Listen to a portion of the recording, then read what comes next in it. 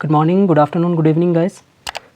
आज हम accounting equation का पहले क्वेश्चन का सॉल्यूशन देख रहे हैं। ओके तो ये पहला क्वेश्चन है, हमारी बुक है डीके गोयल, उसका पहला प्रैक्टिकल क्वेश्चन है, उसका सॉल्यूशन कर रहे हैं। हम इसके अंदर पूरा फॉर्मेट बना के नहीं करेंगे, हम हर एंट्री को, हर ट्रांजेक्शन को सेपरेटली ट्रीट करेंगे। तो उससे क्या हमें इजीली अंडरस्टैंडेबल भी होगा कि कौन सी एसेट कम हो रही है और लाइबिलिटी में क्या इंक्रीज़ हो रहा है, डिक्रीज़ हो रहा है, उसके बारे में इजीली अच्छे से पता चलेगा। तो हमारा सबसे पहला ट्रांजेक्शन है, जो सबसे पहला हमारा एंट्री है वो है Sandeep started business with cash, जो कि है 1 लाख रुपीज़। तो क्या होगा बेटा, स्टार्टेड बिजनेस विद कैश। तो देखा जाए तो हमारे बिजनेस में क्या आया है। हम हमेशा जब भी अकाउंटिंग इक्वेशन का क्वेश्चन करेंगे तो हम एक चीज़ ज़रूर पूछेंगे कि हमारे बिजनेस में क्या आया है। तो इस वक्त हमारे बिजनेस में कैश आया है, और कैश क्या होता है बेटा, असेट होता है।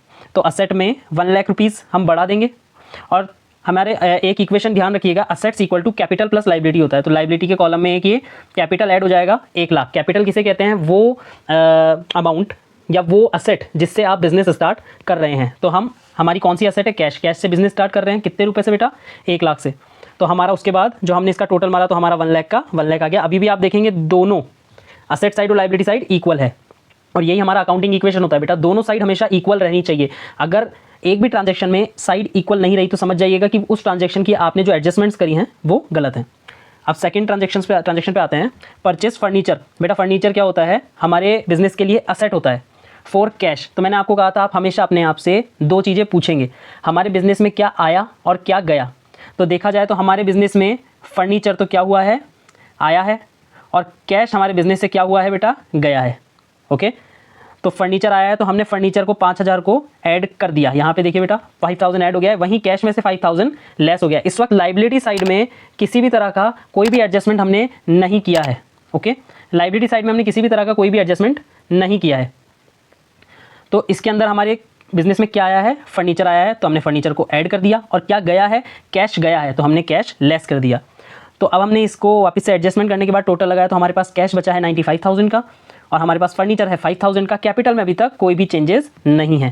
बेटा एक इंपॉर्टेंट बात, कैपिटल में हमेशा चेंजेस सिर्फ 2 कंडीशन में ही होंगे। पहला प्रॉफिट के कंडीशन में, और दूसरा एक्सपेंडिचर के कंडीशन में, जो एक्सपेंस होता है उसके कंडीशन में। वो भी आप अभी आगे अलग ट्रांजेक्शन में देखेंगे। चलिए तो यहाँ तक आपको समझ आया। परचेस फर्नीचर फॉर कैश, हमारे बिजनेस में फर्नीचर आया है और कैश गया है तो हमने फर्नीचर को ऐड कर दिया है और कैश को लेस कर दिया है। अब भी आप देखेंगे तो बेटा दोनों का जो टोटल है इक्वल आएगा। असेट साइड का भी 1 लाख आ रहा है और इधर भी 1 लाख आ रहा है। अब थर्ड ट्रांजेक्शन में आते हैं, जो है परचेज गुड्स फॉर कैश। अब समझना बेटा, गुड्स क्या चीज़ होती हैं, गुड्स होती हैं वो चीज़, वो प्रोडक्ट जिसमें हम बिजनेस कर रहे हैं।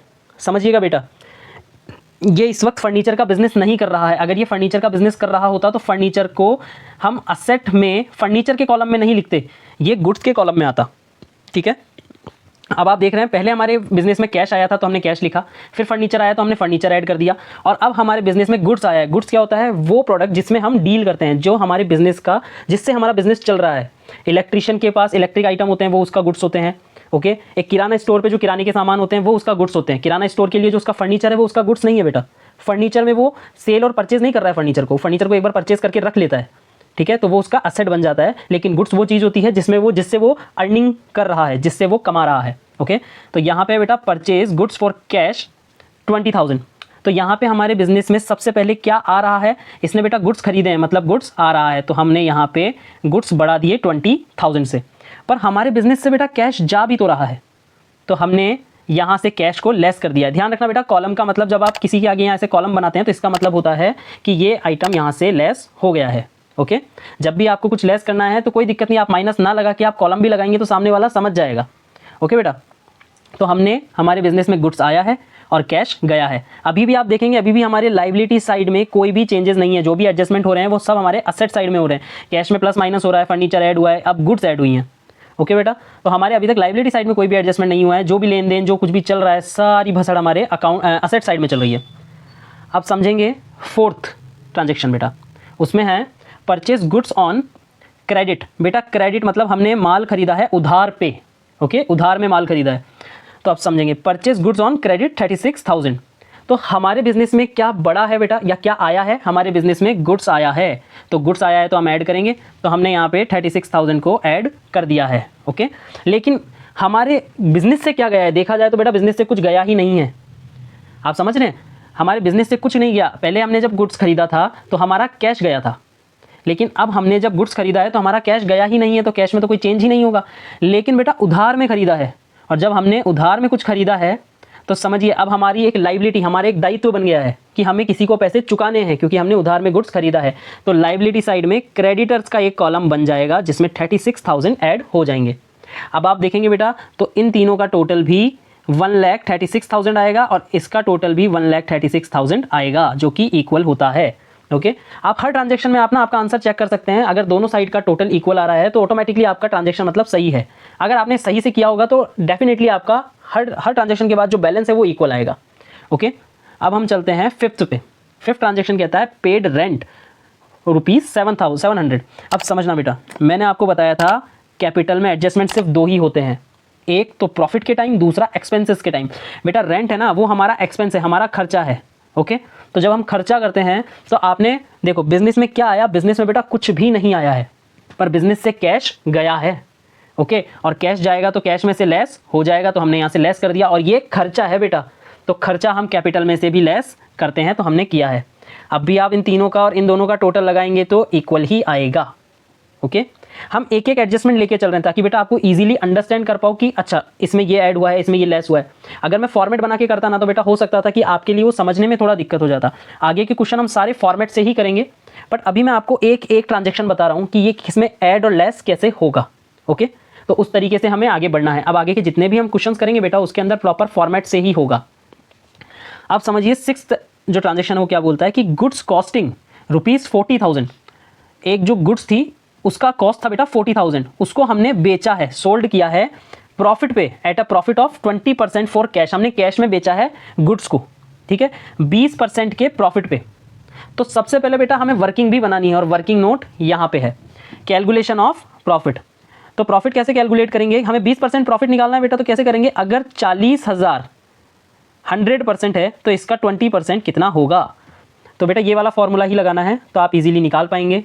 ओके 40,000 डिवाइड बाय 100 इंटू 20 तो हमारा 8,000 निकल के आएगा। ये हमारा बेटा प्रॉफिट है। तो हमें टोटल कैश कितना रिसीव्ड हुआ है, 40,000 तो बेटा हमें हमारे गुड्स का रिसीव्ड हुआ था और 8,000 हमें हमारे प्रॉफिट का रिसीव हुआ है। तो हमें 48,000 तो गुड्स हमारे को पैसा रिसीव्ड हुआ है, हमारे माल जो हमने बेचा है उसका, जिसमें 8,000 प्रॉफिट के हैं। तो समझना बेटा अच्छे से, 40,000 का माल बेचा है। सबसे पहले तो वही क्वेश्चन अपन वापस अपने आप से करेंगे कि बिजनेस में क्या आया है। तो आप नोटिस करेंगे किस बिजनेस में कैश आया है, और कैश हमें कितना मिला है, 40,000 का तो हमने जो हमारा माल बेचा एक्चुअल कॉस्ट वो आया है, और 8,000 का हमारा प्रॉफिट भी तो हमें मिला है। ठीक है, ये 8,000 बेटा अपन ने यहाँ से निकाला है। ठीक है, वर्किंग नोट के अंदर हम कैलकुलेशन ऑफ प्रॉफिट से हमने प्रॉफिट निकाला है। तो देखो बेटा 48,000 हमने यहाँ ऐड कर दिया। फर्नीचर में कोई एडजस्टमेंट है ही नहीं। ओके गुड्स, अब समझना बेटा यहाँ पे दिक्कत आ जाएगी। 48,000 आपको पैसा मिला है, लेकिन असलियत में माल तो बेटा 40,000 का ही है ना। देखो माल तो 40,000 का ही है, उस पर जो 20% हमने जो प्रॉफिट कमाया है ना बेटा, वो तो 8,000 था जो हमने यहाँ पे जोड़ लिया, लेकिन माल तो हमारा 40,000 का ही है। तो लेस हम क्या करेंगे, सिर्फ 40,000। ओके तो हमने ऐड किया 48,000 जिसके अंदर 40,000 तो हमारे माल का था और 8,000 हमारा प्रॉफिट का था। ओके तो क्या था बेटा, 40,000 तो हमारा माल का था प्लस 8,000 हमारा प्रॉफिट का था, तो ये 48,000 हो गए थे। लेकिन 40,000 जो गुड्स का एक्चुअल वैल्यू था, ठीक है बेटा, वो तो हमारा 40,000 ही था, तो हम 40,000 लेस कर देंगे। कैपिटल में अब मैंने आपको बताया था बेटा, अगर कोई खर्चा होता है तो कैपिटल में से लेस होता है, लेकिन अगर कोई प्रॉफिट होता है तो कैपिटल में ऐड होता है। तो हमने यहाँ पे कैपिटल में 8,000 जो सिर्फ प्रॉफिट का पोर्शन था वो ऐड किया है। समझ रहे हो बेटा। तो आप देखेंगे अब हमारा जो एडजस्टमेंट करने के बाद टोटल आया है वो कुछ ये आया है, और आंसर हम मिलाएंगे। हमारा कैश आया है बेटा 1,22,300। ओके तो हमारे पास कैश हमारा 1,22,300 मिल गया। फर्नीचर हमारा 5,000 है। स्टॉक हमारा 16,000 है। क्या स्टॉक हमारा 16,000 था, स्टॉक हमारा 16,000 है। कैपिटल हमारा 1,07,300 है। कैपिटल हमारा 1,07,300 है और क्रेडिटर हमारा 36,000 है। ओके आई होप आपको ये पहला जो प्रैक्टिकल क्वेश्चन था वो समझ आया होगा बेटा। हमने अभी तक हर एक ट्रांजैक्शन को अलग अलग करके आपको समझाया है कि कैसे चीज़ें बढ़ती जाएंगी। जब जब कोई नई चीज़ आएगी तो ऐड होती जाएगी। पहले कैश आया तो कैश लिखा, फिर फर्नीचर आया तो फर्नीचर लिखा, फिर हमारा गुड्स आया तो हमने गुड्स लिखा, फिर उसके बाद हमारे पास क्रेडिटर आए तो हमने क्रेडिटर ऐड किए, फिर उसके बाद हमने रेंट पे किया। रेंट का बेटा कुछ ना तो ये एसेट होता है ना लाइबिलिटी होता है, ये तो हमारा खर्चा होता है, तो खर्चा कैपिटल में से लेस होगा। ओके और कैश में दिया है तो कैश से भी लेस हो जाएगा। गुड्स, और जो आप देखेंगे कि हमने यहाँ पे प्रॉफिट का कैलकुलेशन भी सीखा है बेटा। ये वर्किंग नोट ज़रूर बना के आना एग्जाम में, ये भी मार्क्स कवर करता है। अगर ये क्वेश्चन अगर 8 मार्क्स का होता तो 2 मार्क्स आपके वर्किंग नोट के होते। ठीक है बेटा, ये वर्किंग नोट भी इंपॉर्टेंट होता है, विदाउट वर्किंग नोट आपको क्वेश्चन नहीं करके आना है। आई होप आपको ये बेटा पूरा क्वेश्चन समझ आया होगा, और अगर आपको समझ आया तो प्लीज़ इस वीडियो को लाइक कीजिएगा, शेयर कीजिएगा और सब्सक्राइब कीजिएगा। अब जो हमारे जो भी क्वेश्चन आएंगे बेटा वो प्रॉपर फॉर्मेट में आएंगे। ओके, चलिए, have a nice day and keep studying. Bye bye.